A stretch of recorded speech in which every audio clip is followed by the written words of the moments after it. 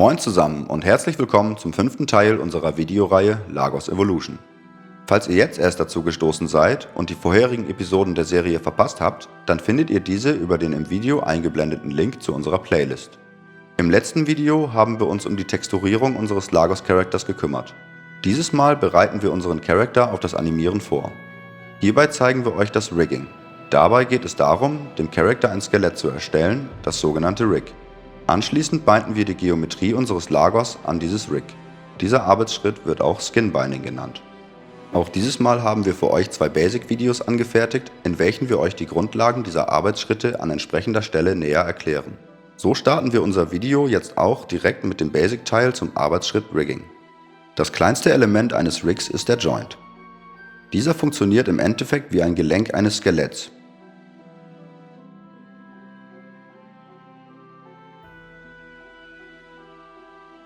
Mehrere Joints lassen sich zu einer Jointkette verbinden, welche einer strikten Hierarchie, einer sogenannten Parent-Verbindung, unterliegt. Wird ein Joint bewegt, so müssen ihm alle Childs, zu Deutsch Kinder, also alle Joints in der Hierarchie unter ihm, folgen. Hier haben wir etwas, was einem Arm ähnelt. Zumindest würde es sich später gerne bewegen können wie ein Arm. Um dies zu ermöglichen, müssen wir ein Rig bauen, sprich eine Jointkette passend zur Geometrie und den späteren gewünschten Bewegungen aufsetzen. Es ist wichtig, Joints immer dort zu setzen, wo eine Veränderung der Bewegung oder Rotation stattfinden soll, wie ein Gelenk eben. Wurden die Joints platziert, wird es wichtig, dafür zu sorgen, dass der Animator das Rig später von außen einfach erreichen kann. Hier kommen die sogenannten Controller ins Spiel. Es ist wichtig, dass das Rig für ihn so intuitiv und verständlich wie möglich aufgebaut wird. Hierbei spielt vor allem die Platzierung der Controller eine Rolle. Und dass ihre Translationswerte gefreezed, sprich auf 0 gesetzt werden. Bei einem Character Rig, welches sehr komplex werden kann, ist es zudem sehr wichtig, die Controller auch in Form und Farbe zu individualisieren. Außerdem ist eine verständliche Benennung von Joints und Controllern sehr zu empfehlen. Wurden Joints und Controller platziert, dann ist es an der Zeit, die beiden Elemente zu verbinden.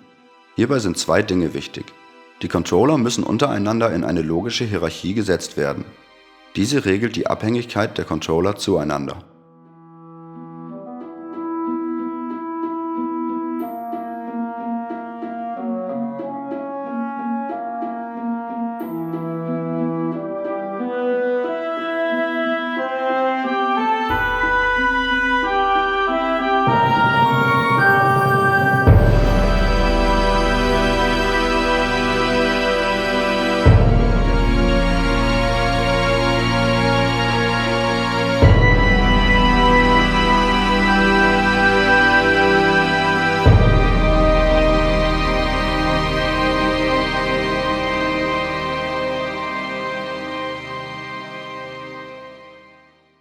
Außerdem müssen Constraint-Verbindungen zwischen Controller und Joints geschaffen werden.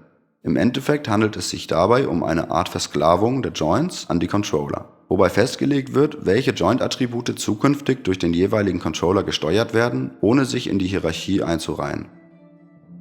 Damit wird es möglich, das Rig mit den Controllern in klar definierten Abhängigkeiten kontrolliert zu bewegen, ohne die Joints dabei anfassen zu müssen.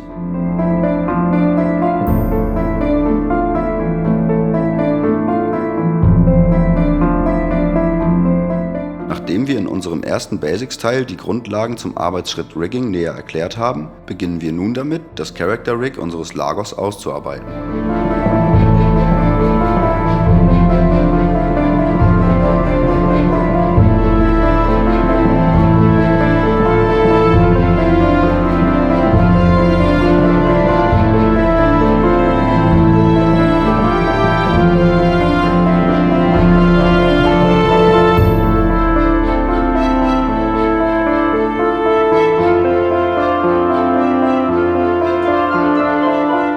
An dieser Stelle erstellt unser Artist den IK-FK-Switch. Dabei handelt es sich um 2 Begriffe aus der Robotik.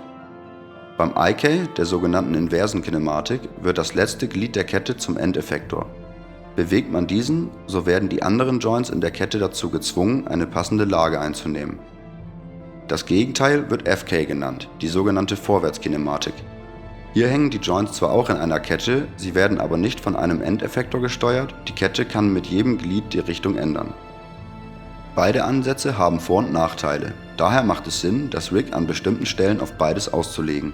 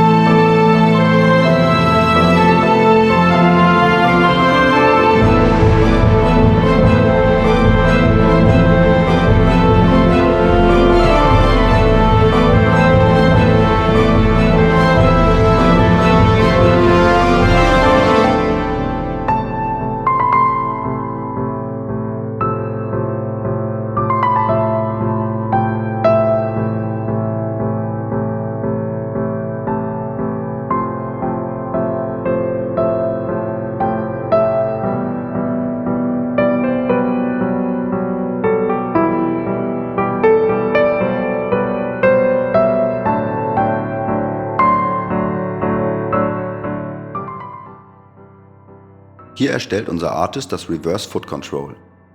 Dabei handelt es sich um eine bestimmte Anordnung von Controllern und Hierarchien. Dies wird benötigt, um die komplexen Bewegungen in der Fußregion besser animieren zu können. Genau hier lag übrigens auch das Problem, weshalb die Char lange Zeit verdrehte Fußabdrücke im Spiel hatten. In der Engine wird die Richtung, in welche sich die Textur des Fußabdruckes ausrichten soll, anhand der Ausrichtung des Fußrigs bestimmt. Das Problem bei den Char ist, dass hier die Reverse Foot Control verkehrt herum aufgesetzt wurde, um eine natürliche, katzenartige Pfotenabrollung zu erhalten. Für die Lösung des Problems musste also für das Tool in der Engine, welches diese Richtung bestimmt, eine Ausnahme für die Char geschaffen werden, wodurch das Ergebnis in diesem Fall umgekehrt wird.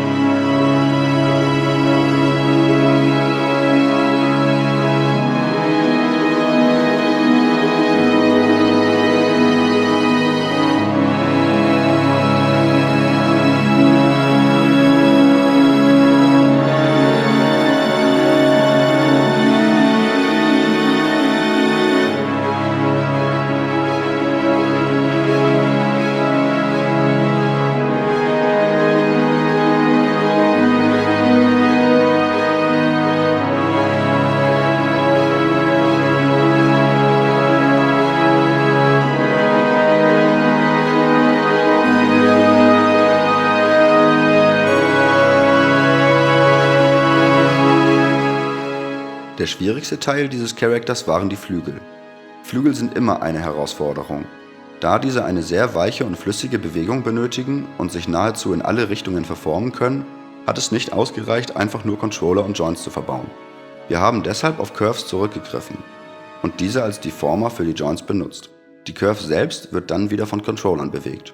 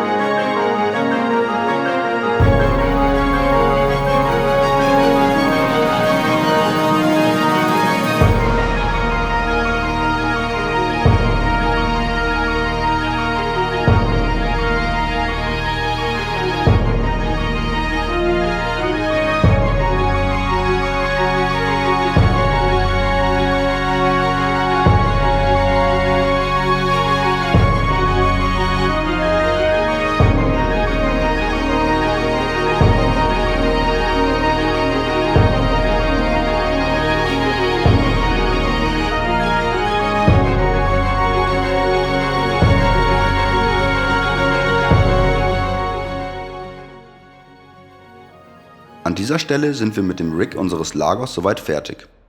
Bevor wir euch nun den nächsten Schritt Skin Binding zeigen, erklären wir euch diesen Arbeitsschritt in unserem zweiten Basics-Teil.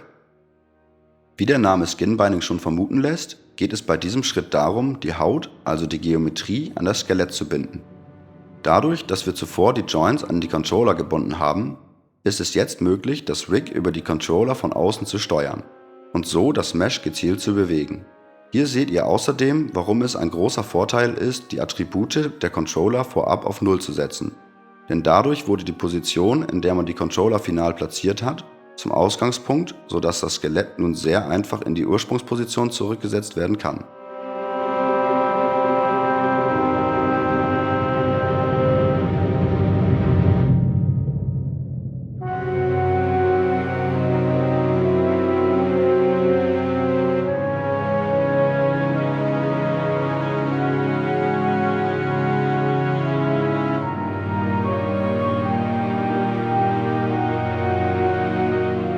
Grundsätzlich geht es beim Skin Binding darum, dass die Attribute der Vertices des Meshes in Abhängigkeit zu den einzelnen Joints gesetzt werden. Bewegt sich ein Joint, so wird die Bewegung auch auf die Vertices übertragen, die durch das Skinning an ihn gebunden sind. Nach dem Skin Binding ist jeder Vertex an mindestens einen Joint gebunden. Ein Vertex kann auch von mehreren Joints beeinflusst werden. Allerdings teilen sich diese Joints dann den Einfluss über diesen Vertex. In diesem Fall hat keiner der Joints volle 100% Einfluss auf den Vertex.